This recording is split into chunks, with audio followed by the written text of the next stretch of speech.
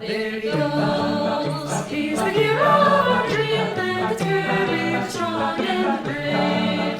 When he opens his mouth and fills his copies, his powers and flows to the grave. You are our hero, Kirby.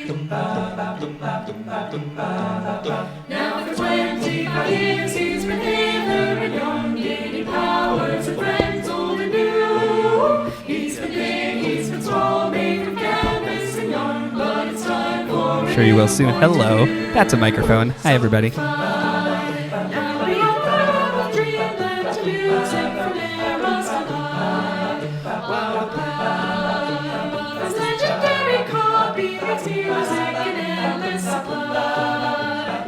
Let's see what you've done, Kirby. Gloria in excelsis Deo. Et in seatus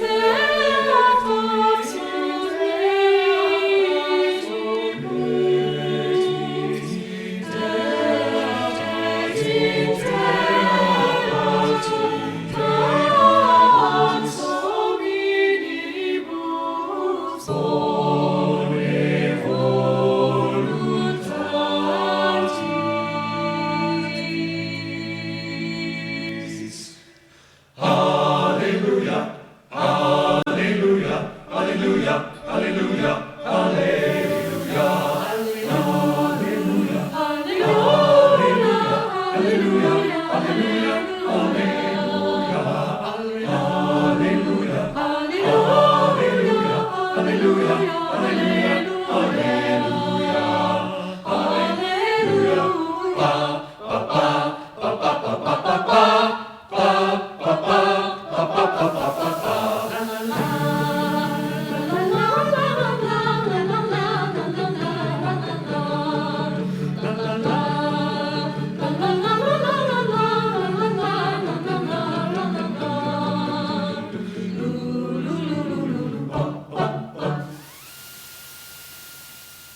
King Dede, King Dede, King Dede.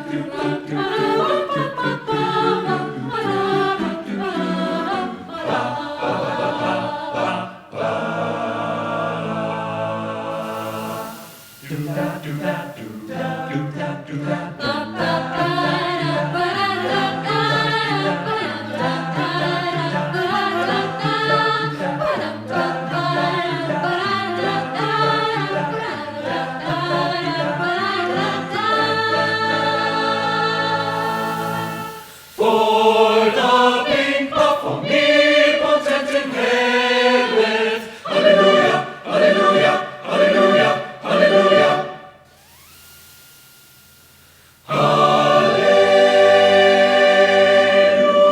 Hallelujah. And now the stage is clear. Hey! Steven. Hey, come on.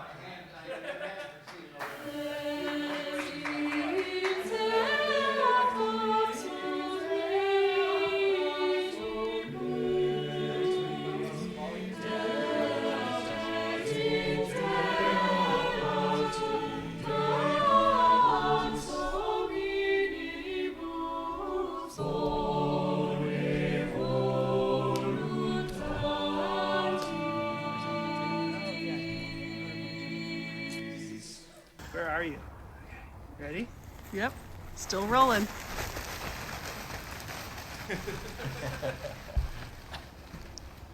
Hallelujah, hallelujah, hallelujah.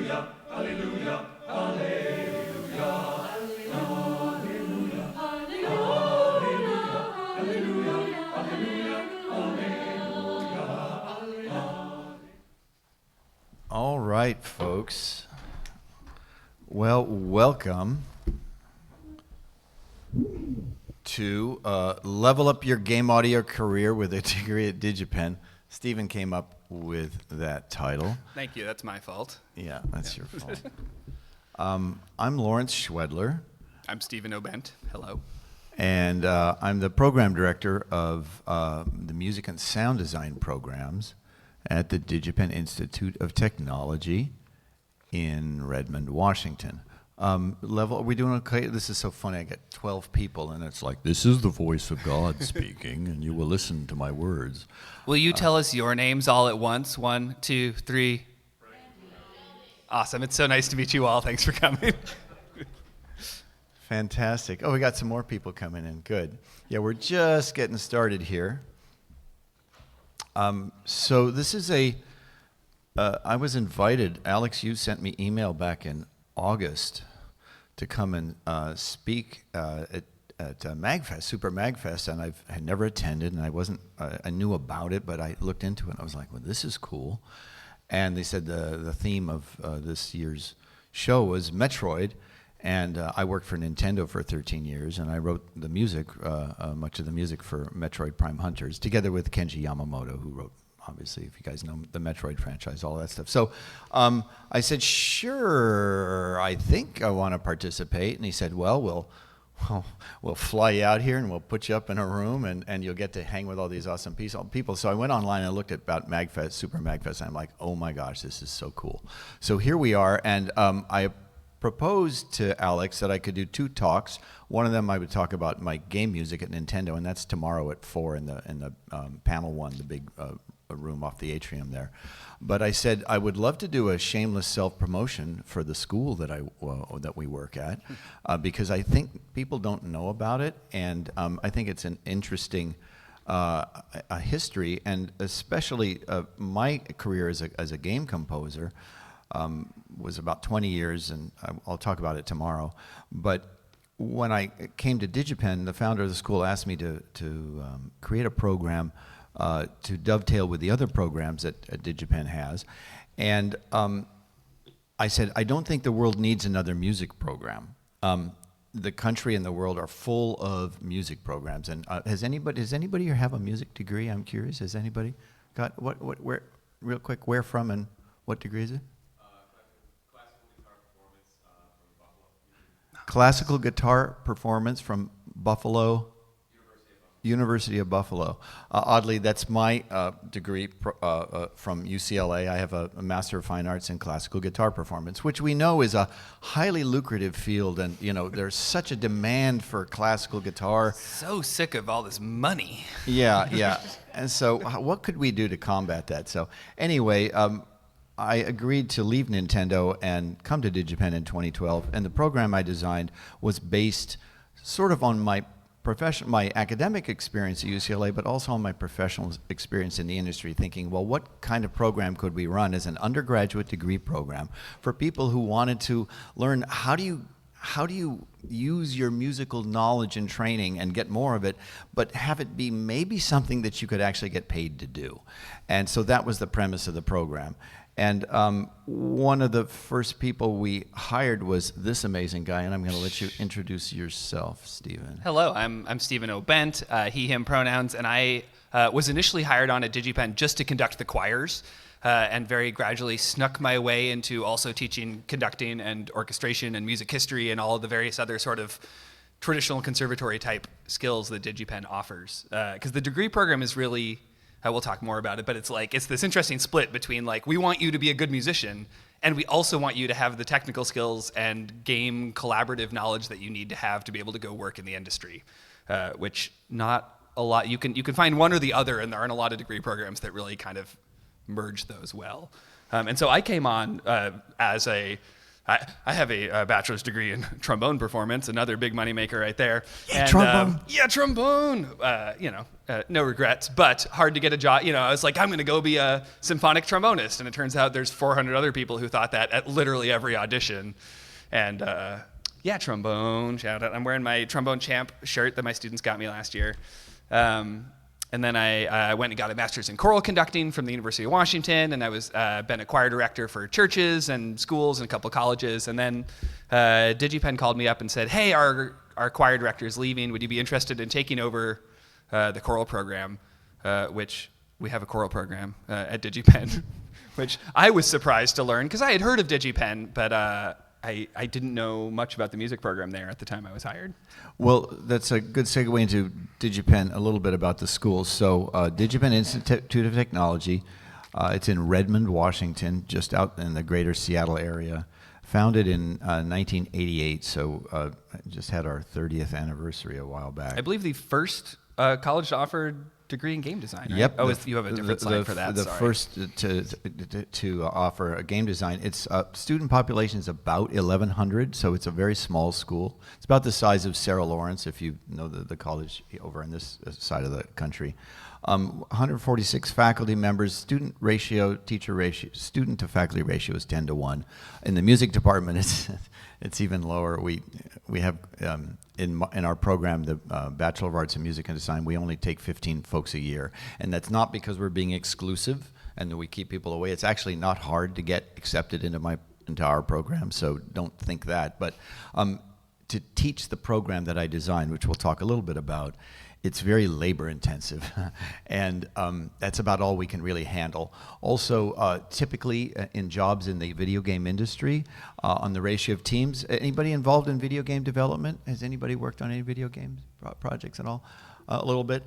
Then maybe you know that a typical video game, let's say a small indie team, I'll just pick some random numbers, might have 10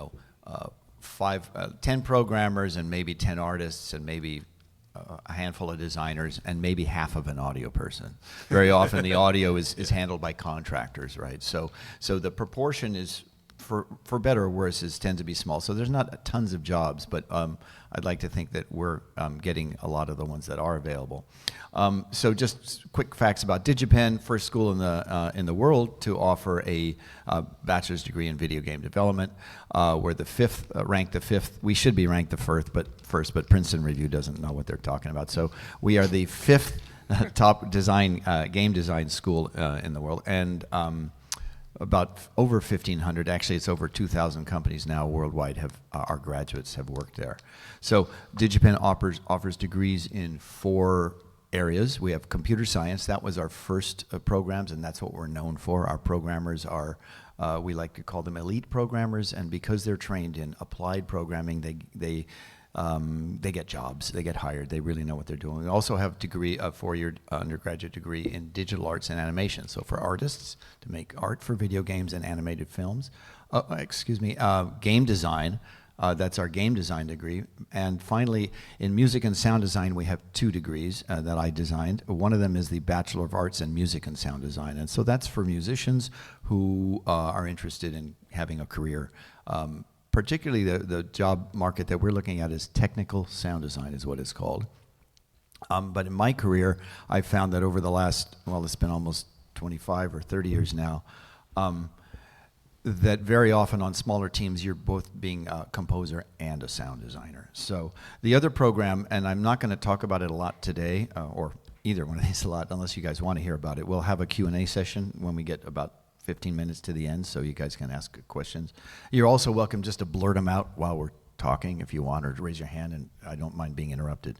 But the Bachelor of Science in Computer Science and Digital Audio is a DigiPen programming degree, so you learn how to be a game programmer, but it has a focus on digital audio, so that's digital signal processing and game programming, which is a sort of a niche of programming.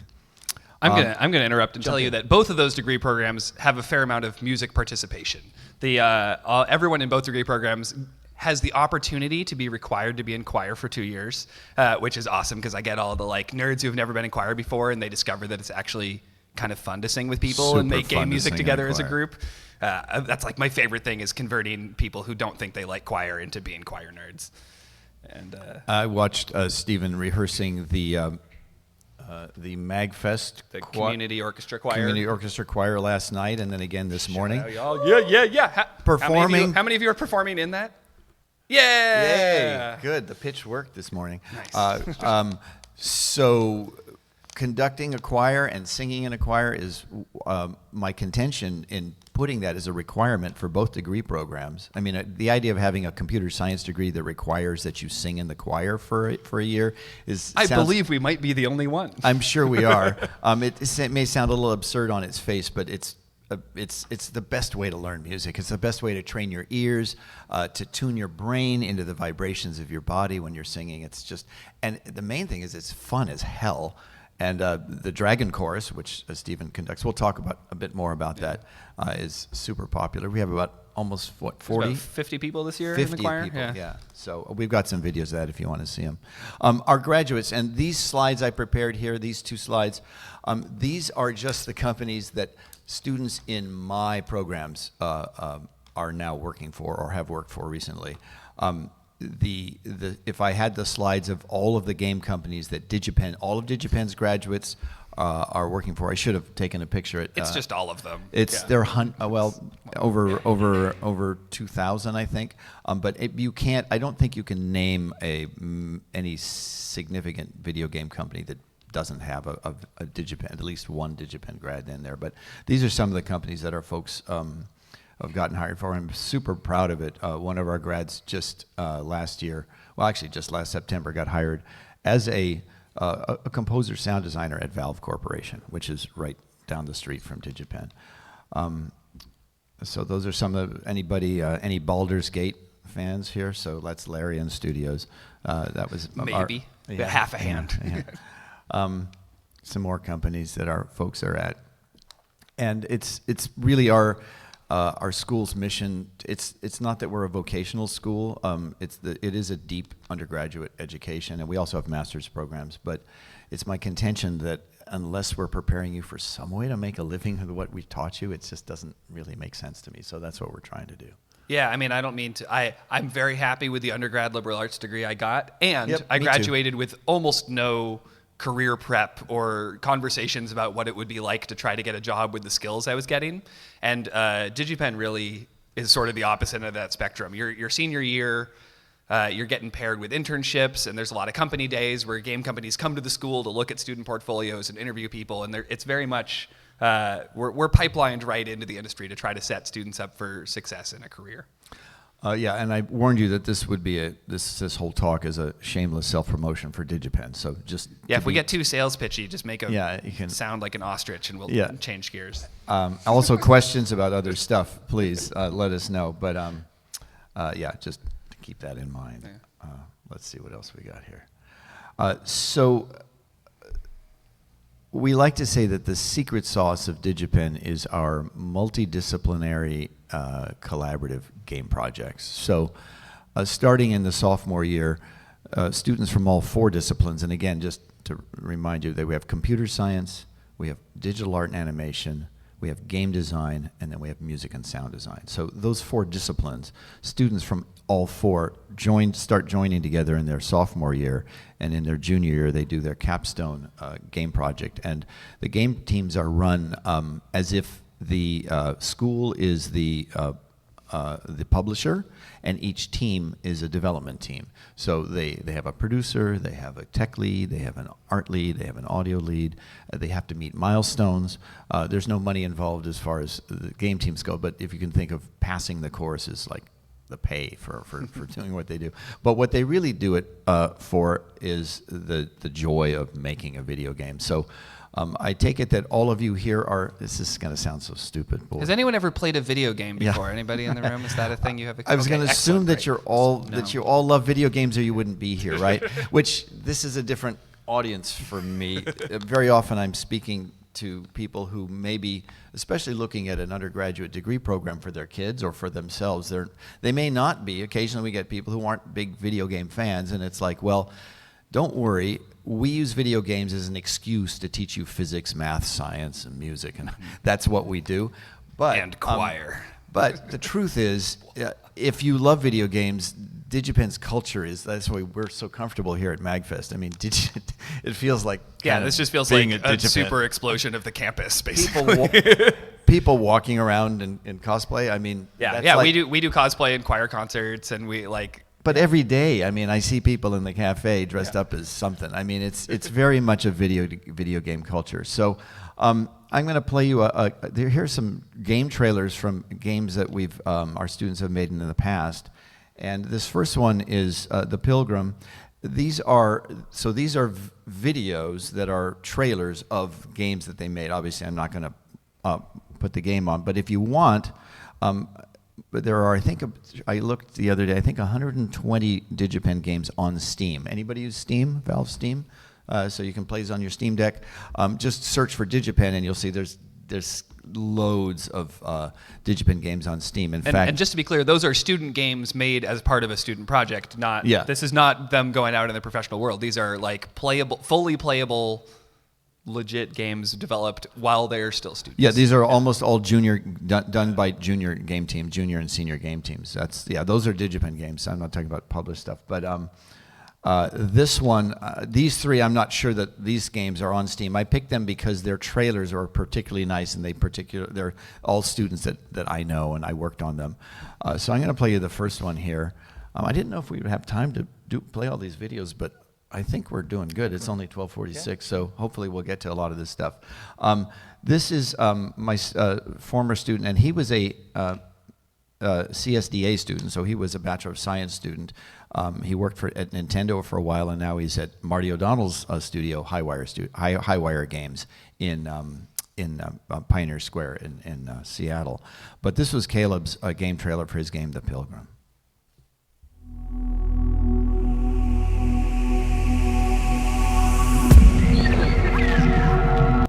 Oh, sorry.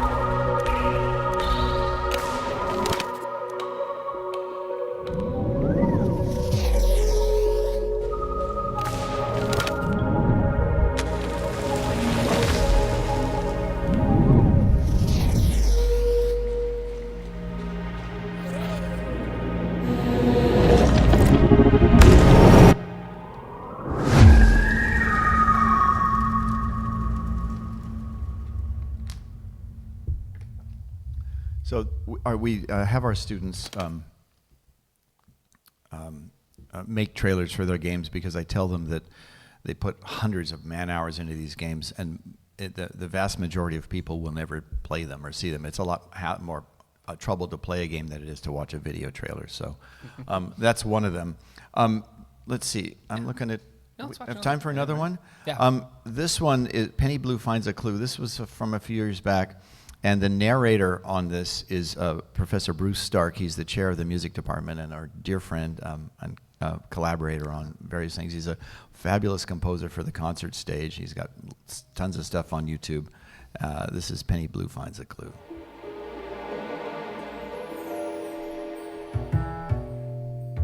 The streets are darker than they've ever been. It ain't easy walking the beat out there. See a lot of folks down on their luck. Being a detective takes wit. Gotta know what to do and when to do it. Takes a man with real grit. Hey, rookie, let me show you the ropes.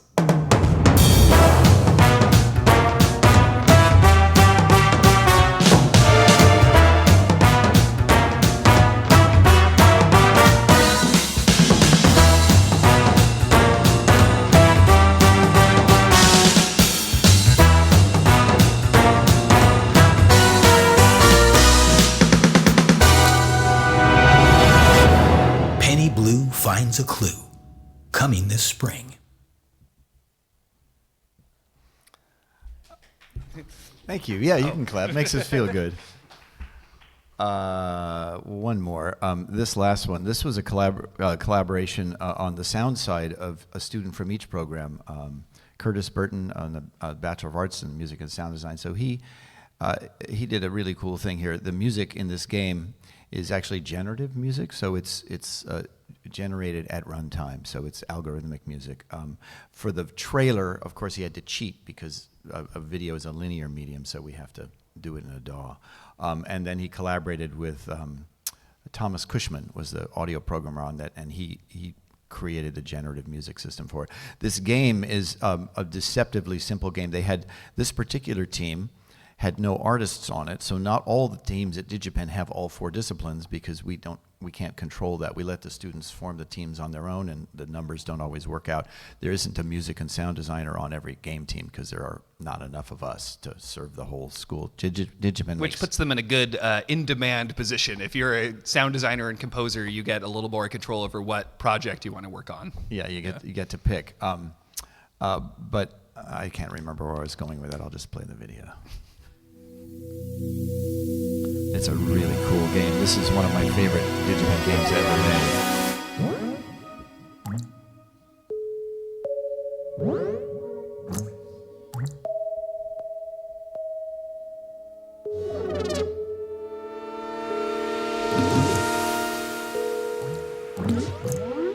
So you're controlling the screen and the water droplet, and it's a puzzle game. You have to figure out how to navigate the landscape.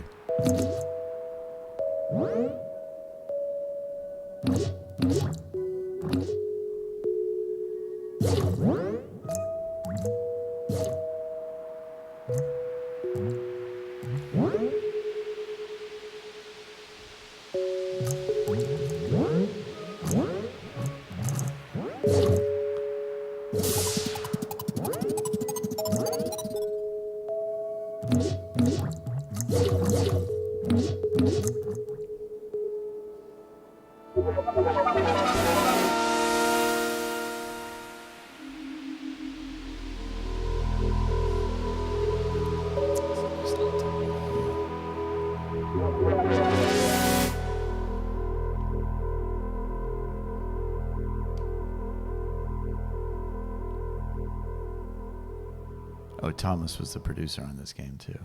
We don't have a. Oh yes, come on, let's clap for those guys. Yay. Thank you.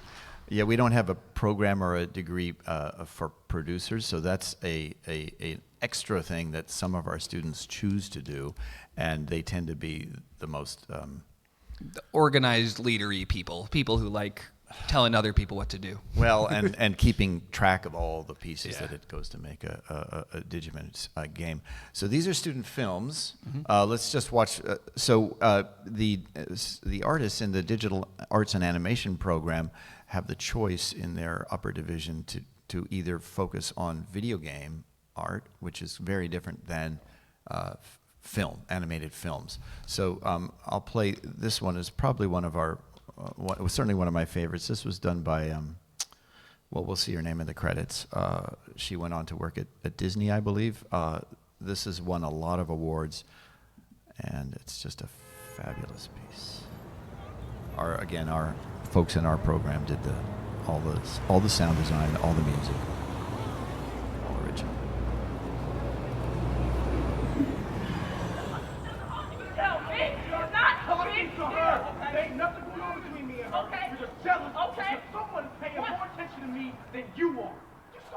About me cheating on you that maybe one day I might actually just do it. Okay?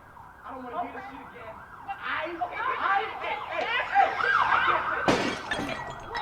What?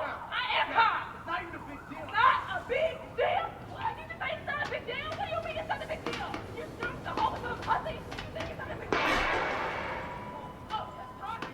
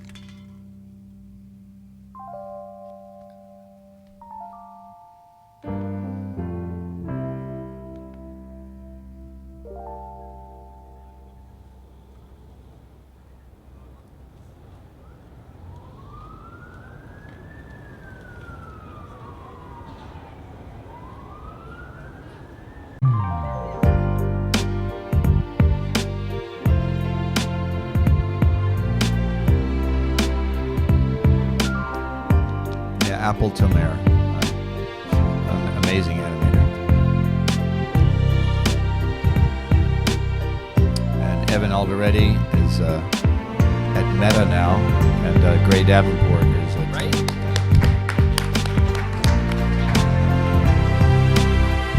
Probably should have warned you how sad that one was going to feel.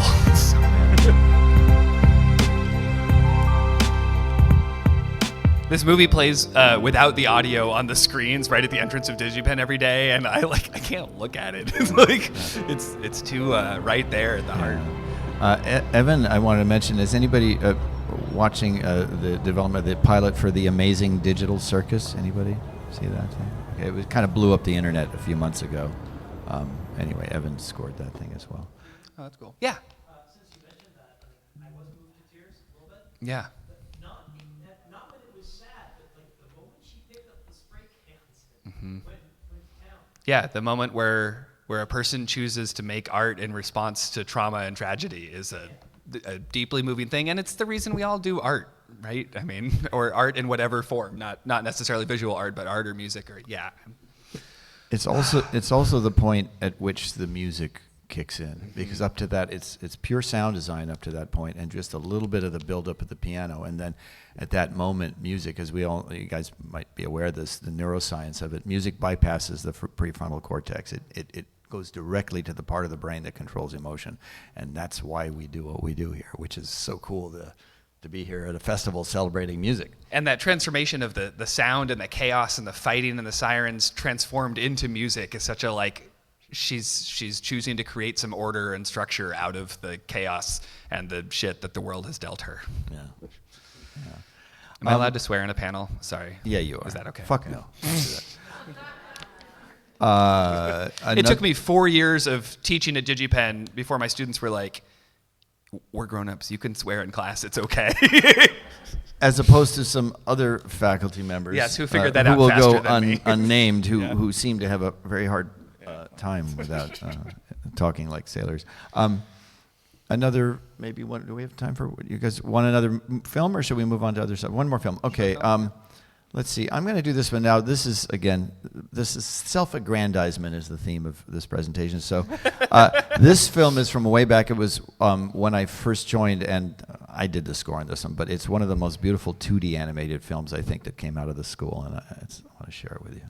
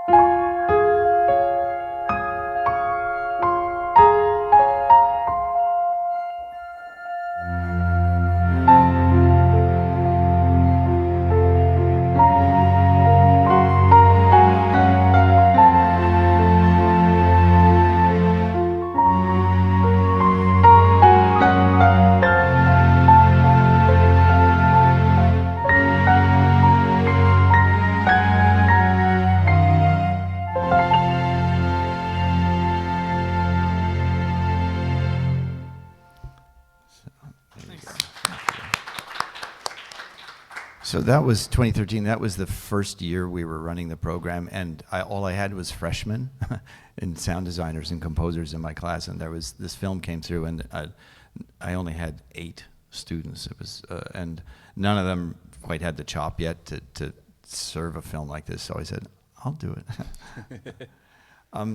DigiPen Dragon Chorus. Yeah, I'll talk about that. So we have a choir. We have two choirs. The Dragon Chorus, which is the one that is open to all students regardless of degree program. We have a couple faculty and alumni come sing with us as well.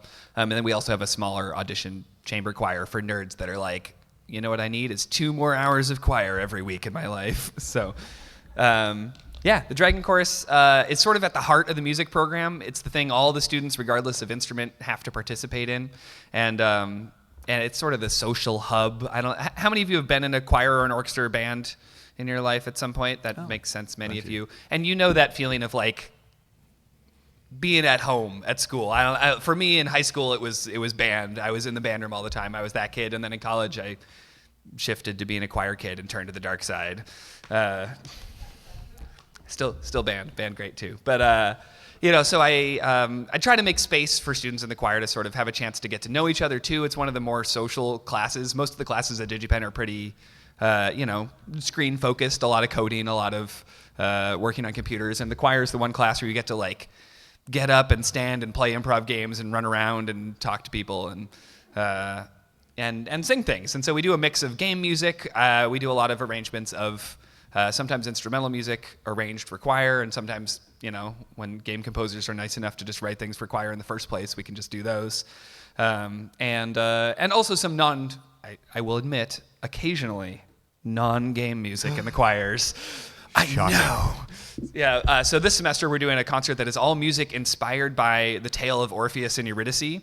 And so we have some music from like a Monteverdi opera from the 1600s, and we also have music from Hades, the game, and we have music from Hadestown, the musical. And so we're sort of like merging all those different approaches to telling that same story as a choral ensemble, which I'm super stoked about, and I think my students are too, which feels good that they're on board. Like most choirs, during COVID, everything was terrible. Especially early 2020 when we didn't know what we were doing, and I'm not going to get too depressed about this right now, don't worry. But we had the chance to learn how to do virtual choir videos, which none of us had any experience with, myself including, as a conductor. And so we all learned a lot about how to film ourselves at home, about how to sing independently. If you're in a choir, you're used to being able to just, like, you're singing and I'm singing and we can kind of listen to each other. And the virtual choir thing really required a lot of independent musicianship in a way that I, in retrospect, am kind of grateful. It forced a lot of people to, like, be a little more solid on their part and take a little more ownership. And we put together, we put together about 24 videos over the course of 2020 and 2021. We were cranking them out. And we've got a couple. I could show you any requests between these three. I think most of you already saw the Kirby one at the beginning, but Halo or The Light We Cast? Votes for Halo? Votes for The Light We Cast? It's Halo, sorry, other people. It's a classy choice. My name is Stephen O. Bent, and I am proud to be the conductor of the DigiPen Vocal Ensemble. Now it's called the Dragon Chorus.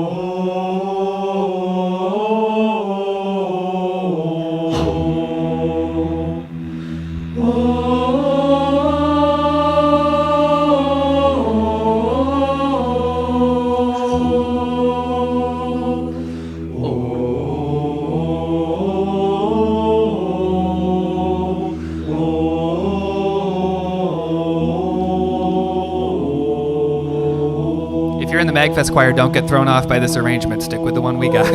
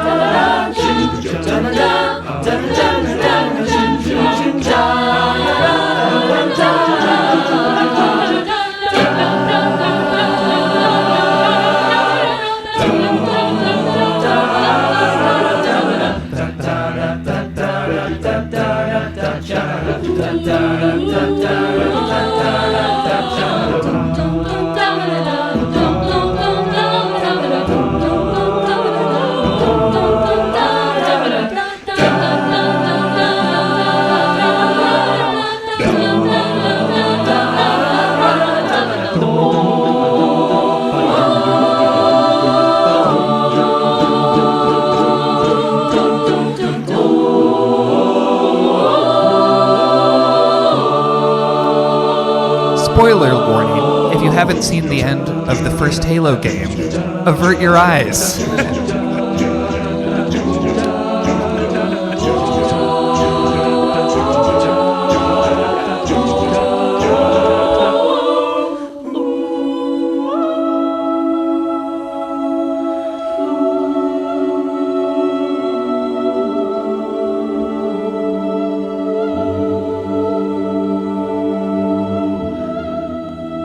Those poor sopranos, they had to hold that note forever.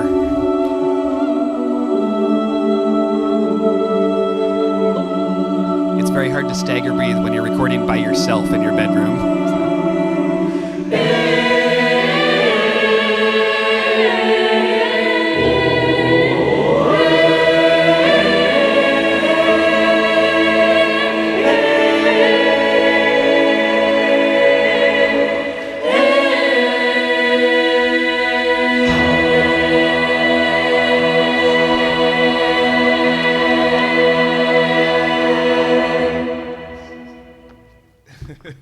I'm still so happy about the moment where they go, huh, right as it explodes. Thanks. Yeah, thanks. There's some credits, yeah. I'm just super proud of the way my students handled the pandemic and having to learn how to do choir on their own. We finally performed this arrangement live just last fall for the first time, and it was so fun to come back after all that, after learning it independently, and then to actually sing it together in a room. We perform in this church just down the street that has incredible acoustics and big, nice, natural reverb that supports the choir really well. Yeah, and having material like this for our students, it really it connects. It connects from the pleasure of and the desire of video games and music, and then into the larger goals of training life skills. I think, in the interest of time, I'm going to keep going. Don't need to. So we also have a very active live performance scene. All of our students in the Bachelor of Arts in Music and Sound Design program, I wanted to say are required to, but I say are blessed with private performance instruction in their primary instrument for their entire 8 semesters. It's not an additional thing; it's just part of the deal. And the majority of the private instructors are all either Seattle Symphony members or working professionals, top-tier musicians that are working one-on-one with DigiPen students. And this is a video that we did a few years back, and we actually had our cinematography professor, Chris Mazio, do the filming and lighting on this, so it looks a little bit more like a real video. But this is our students.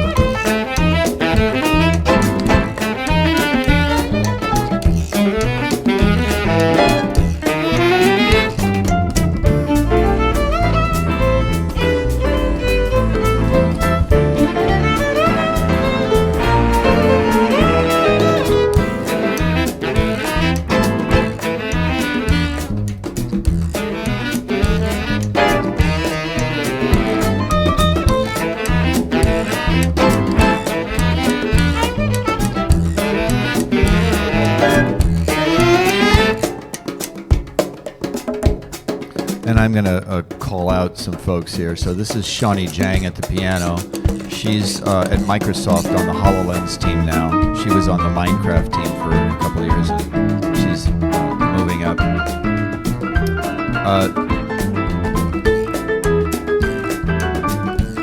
I'll wait for her solo to finish. It's not really jazz if there's not people talking over your solo. This is Philip Clausen. He's actually coming tomorrow. Here, hopefully get to have dinner with him. He's at Oxide Games in Baltimore, working on the new Ara, I think is the name. Anyway, he's the audio writing music and doing sound for that game. Chris Saban is actually teaching at DigiPen our WANIC program, which is our high school program. High school students get high school credit to take classes in advance of their college career.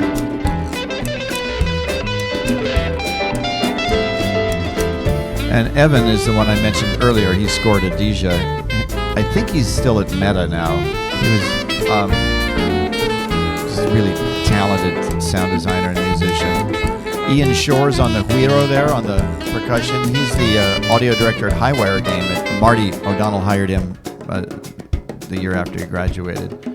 Nate Eifert over there on drums. He's at Riot Games. He's on the Valorant team. Character sound designer. So anyway, I'll let him finish.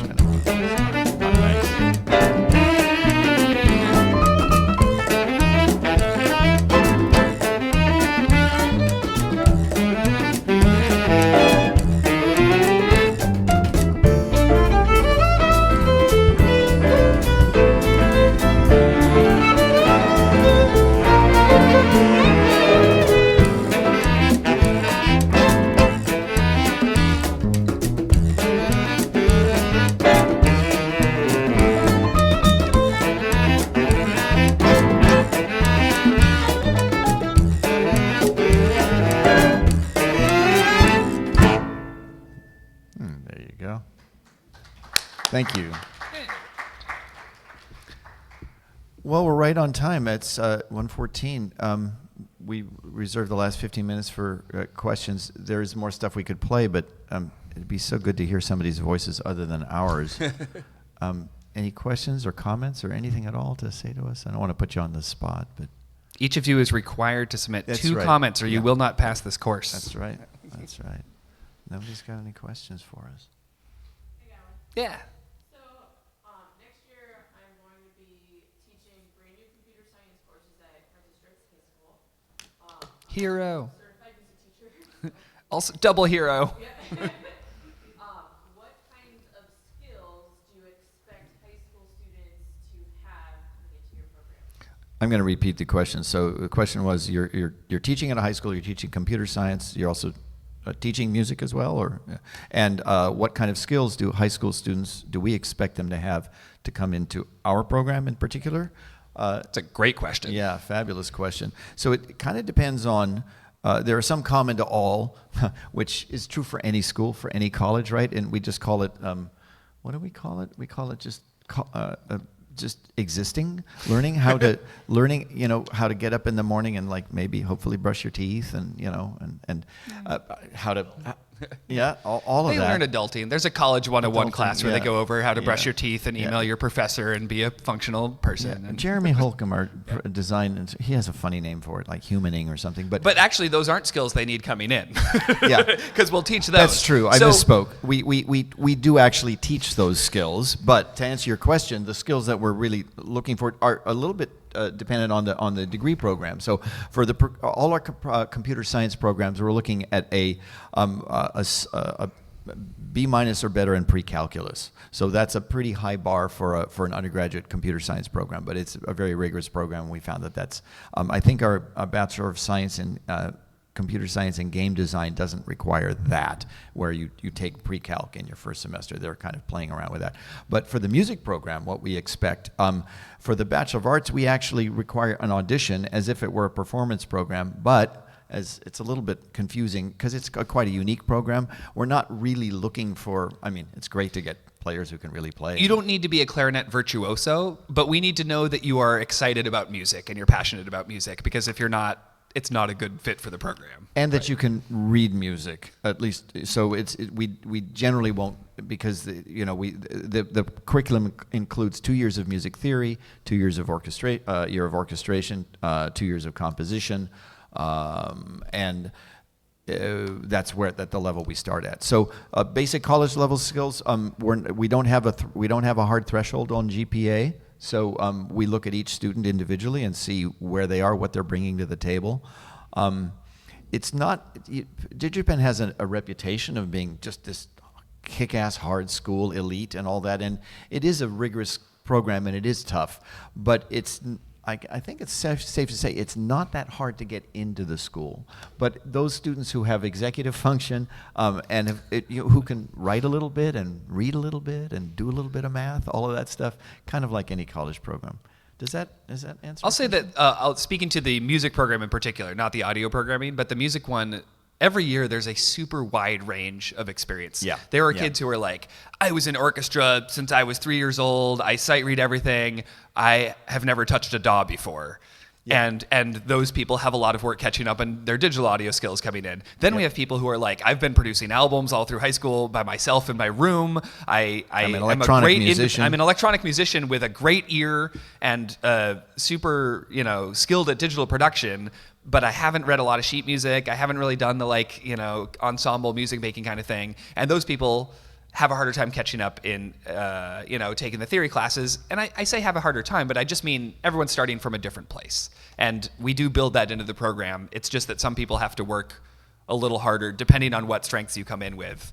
Some of the freshman year classes are harder or more difficult, harder or easier. Sorry. I think it's another thing that sets the program apart, because we take, in fact, since we launched the program in 2012, I've somewhat recalibrated our admissions so that to accommodate more and more students who are self-taught electronic musicians, who, as Stephen said, are doing really amazing work in a DAW, digital audio workstation, a multi-track recording and MIDI editor. So we have students whose skill sets there are really position them very well for success, but they have to have, at least, as Stephen said, the passion to learn the rigors of fundamentals of music. So it isn't that we want to be old school for old school's sake, but as all of you who are in the orchestra, it's like, you're having to read music, you're having to make music on an acoustic instrument in real time.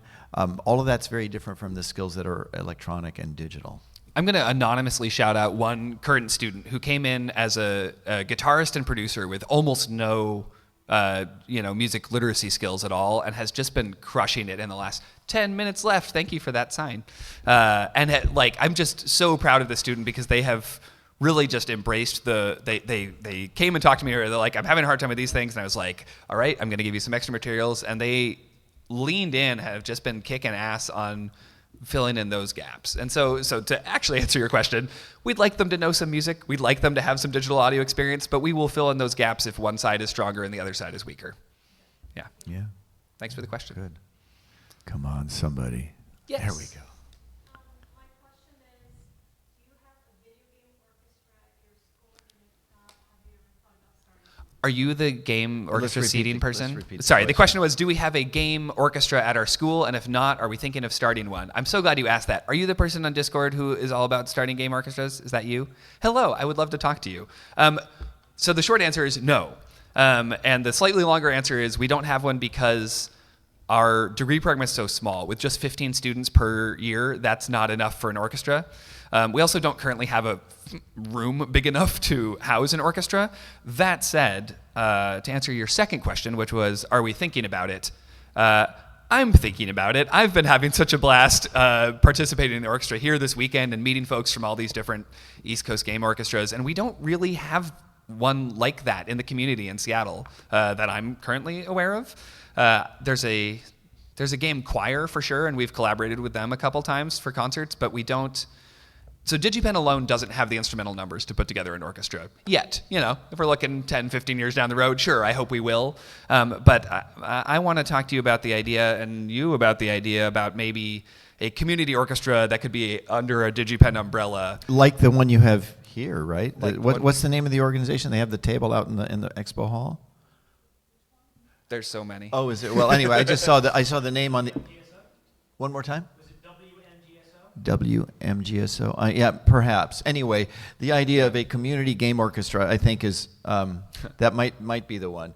I think it's a fantastic idea. But we do have at DigiPen, we do have chamber music. So we and those are ad hoc. So every semester, Professor Rachel Yoder sees who's in the program. So we got 2 violins. Look, we got 2 violins, a viola, and a cello. Guess what? We have a string quartet. And then she puts material together for them, and they work on that for the year.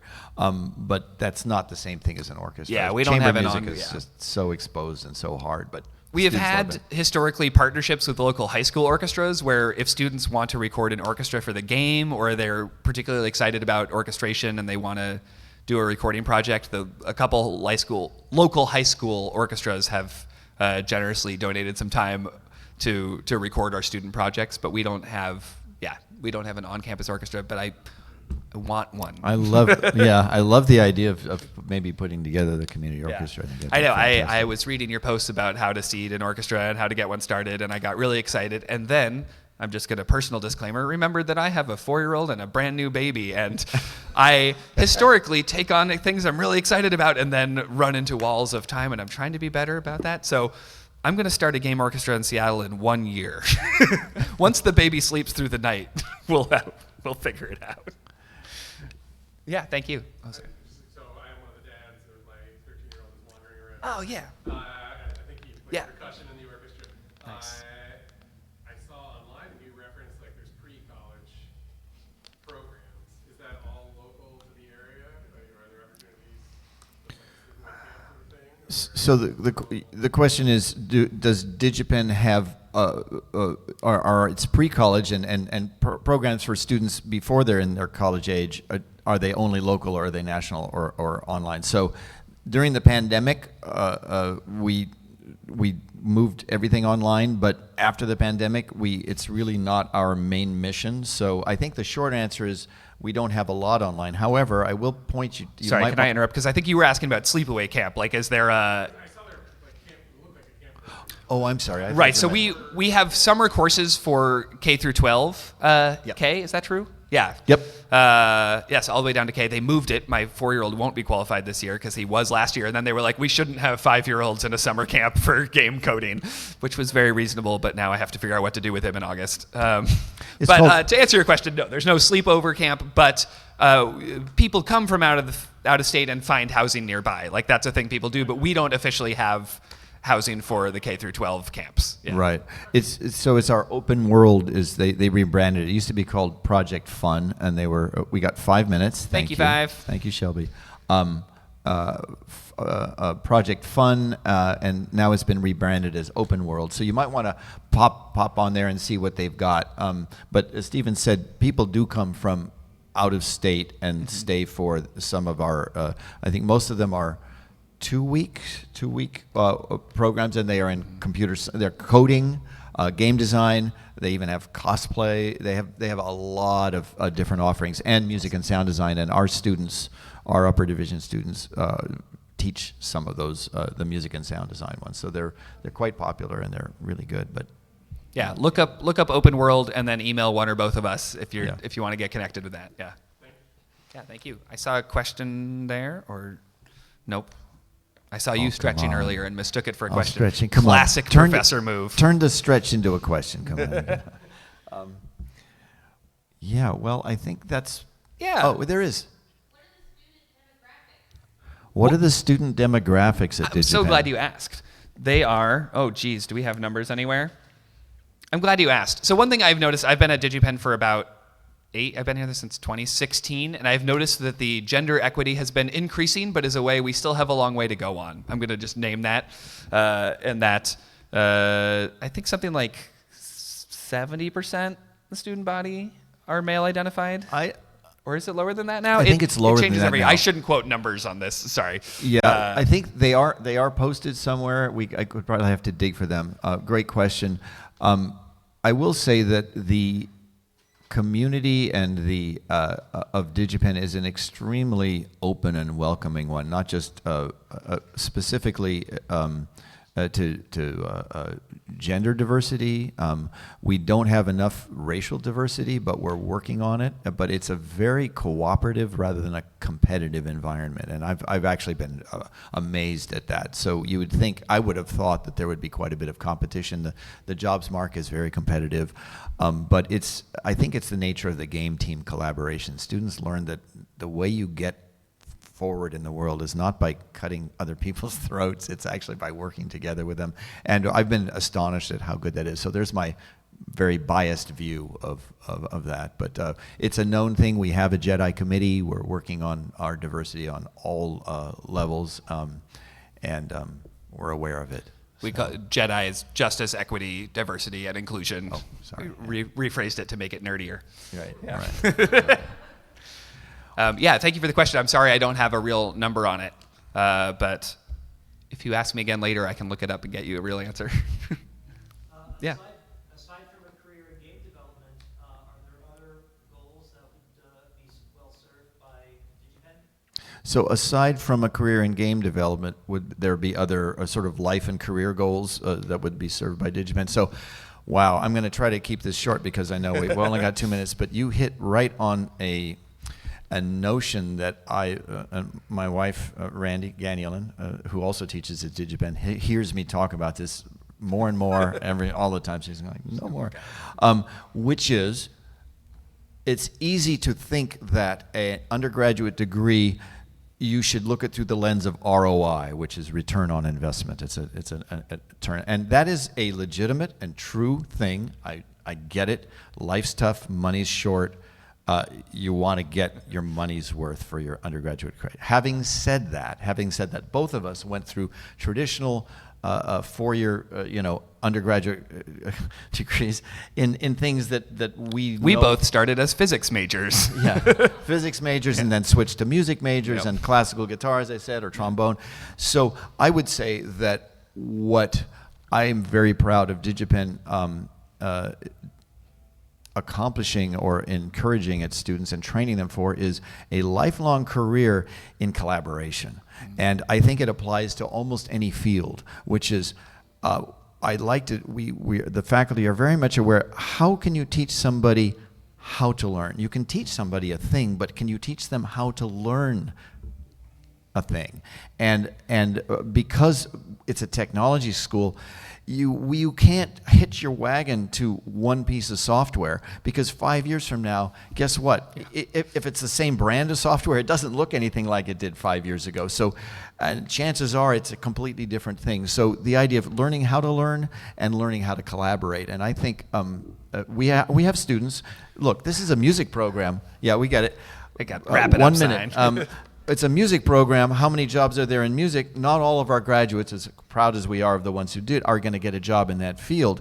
But I've talked to some of our alumni very recently, and they say, "Yeah, I'm working in this. I'm working in this lumber yard. I am the manager now. I've worked with the management to have them train their pipeline to re-engineer how we're doing our business, and at the same time, totally have a successful and fulfilling amateur musical life." So as connected with a community of musicians and doing things such as a community orchestra. So not everybody's going to go out and get paid to be a musician, but I'll jump in and say that 2 of our graduates last year are now currently enrolled in a Master's of Education in Music program to go on, and because they decided they actually wanted to become music teachers and not sound designers, and that's something we also apparently prepare them for. Great question. Well, that's all we have time for, folks. Thank you so much for coming. Thank you so much for coming. Appreciate it. Please reach out if you have more questions, or just find us around the festival for the next few days. Have fun.